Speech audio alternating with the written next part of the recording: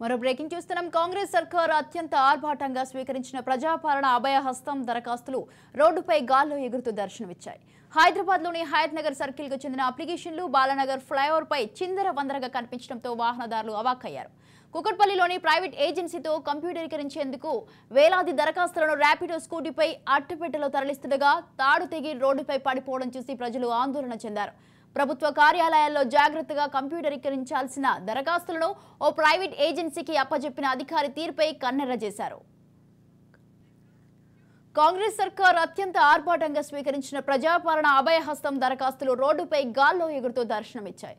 హైదరాబాద్లోని హయత్ నగర్ సర్కిల్కు చెందిన అప్లికేషన్లు బాలానగర్ ఫ్లైఓవర్పై చిందర వందరగా కనిపించడంతో వాహనదారులు అవాక్కయ్యారు. కుకట్పల్లిలోని ప్రైవేట్ ఏజెన్సీతో కంప్యూటరీకరించేందుకు వేలాది దరఖాస్తులను ర్యాపిడో స్కూటీపై అట్టపెట్టెలో తరలిస్తుండగా తాడు తెగి రోడ్డుపై పడిపోవడం చూసి ప్రజలు ఆందోళన చెందారు. ప్రభుత్వ కార్యాలయాల్లో జాగ్రత్తగా కంప్యూటరీకరించాల్సిన దరఖాస్తులను ఓ ప్రైవేట్ ఏజెన్సీకి అప్పజెప్పిన అధికారి తీరుపై కన్నెర్ర చేశారు. రైట్, ఇక ఈ విషయంపై పూర్తి సమాచారాన్ని అందించడానికి మా ప్రతినిధి మహేందర్ ఫోన్ లైన్ లో ఉన్నారు. మహేందర్, కాంగ్రెస్ సర్కార్ అయితే ఇప్పుడు అత్యంత ఆర్భాటంగా స్వీకరించిన ప్రజాపాలన అభయహస్తం అయితే దరఖాస్తులు అయితే రోడ్డుపై గాల్లో ఎగురుతూ అయితే దర్శనం ఇచ్చినట్టు తెలుస్తున్నాయి. దీనికి సంబంధించి మీ దగ్గర ఉన్న తాజా అప్డేట్స్ ఏంటి?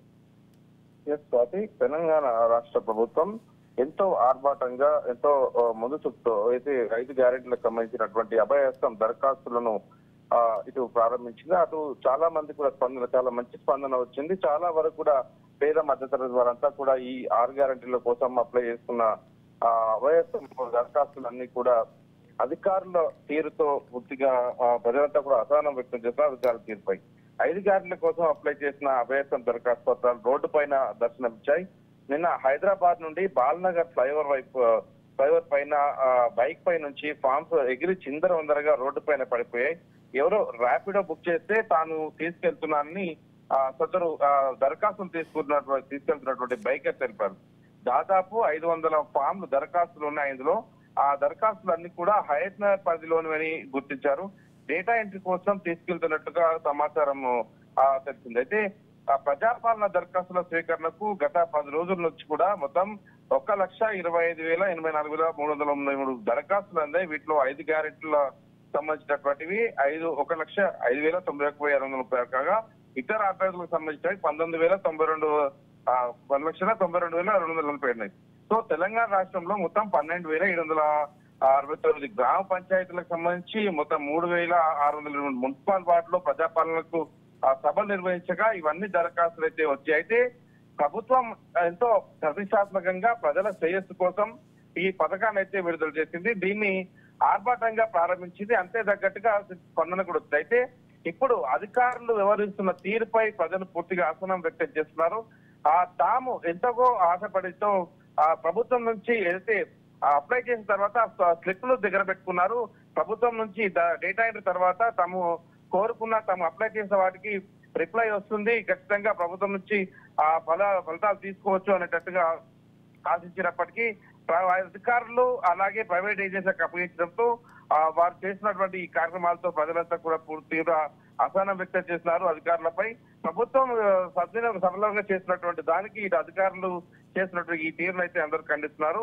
మరి ఇలా అంత నిర్లక్ష్యంగా ఫామ్లను తరలించడం ఏంటి అనేటట్టు రోడ్ల పైన పడుతున్నాయి. ఎంతో మంది దాంట్లో లబ్ధిదారులు ఉన్నారు, ఆశించిన వారు ఉన్నారు, ఆశపడి అప్లై చేస్తున్న వారు మన ఫామ్ లో అయితే రోడ్ల మీద చిందరవందరగా కనబడాన్ని అందరూ కూడా దీన్ని పూర్తిగా ఖండిస్తున్న వ్యవహారం. ఇప్పటికే ప్రభుత్వం పైన ఇప్పుడెప్పుడు అంటూ ప్రతిపక్ష పార్టీలు కన్నేసి ఉంచాయి, ఎప్పుడు దొరుకుతారు అన్నట్టు. ఇప్పుడు ఈ అధికారుల తీరుతో దీనికి ప్రభుత్వ ప్రతిష్టకు పూర్తిగా ప్రతిష్ట మరింత దెబ్బతినే అవకాశం ఉంది. కాబట్టి ఈ చర్యలు ఎవరు పాల్పడ్డారో వీరిపైన చర్యలు తీసుకోవాలంటూ ఇటు ఇప్పటికే ప్రజలు కూడా దీనిపైన స్పందించిన పరిస్థితి కనిపిస్తుంది. అలాగే మహేందర్, ఇంత నిర్లక్ష్యంగా ఎలా వ్యవహరిస్తున్నారు అధికారులు? అలాగే ప్రభుత్వ కార్యాలయాల్లో జాగ్రత్తగా కంప్యూటరీకరించాల్సిన దరఖాస్తులను ఓ ప్రైవేట్ ఏజెన్సీకి ఎలా అప్పచెప్తారు? ప్రైవేట్ ఏజెన్సీ ఇదంతా కూడా పూర్తి డేటా ఇచ్చారు. ఏదైతే పేద మద్దతు వారు ఉన్నారో వీళ్ళ డేటా మొత్తం అధికారుల చేతిలో పెట్టినట్టే తమకు ఇప్పటి వరకు ప్రభుత్వం నుంచి ఎలా అందుతున్నాయి, అసలు తమ వద్ద ఉన్నటువంటి ఆధార్ ఏంటి, రేషన్ కార్డు, ఆధార్ కార్డు పూర్తి డేటా మొత్తం ఈ పథకాల పేరిటైతే మొత్తానికైతే అధికారులకు వాళ్ళు ఇచ్చినారు. అయితే ఈ డేటాను భద్రపరచాల్సినటువంటి అధికారులు నిర్లక్ష్యం అయితే ఇక్కడ కొట్టొచ్చినట్టుగా కనిపిస్తుంది.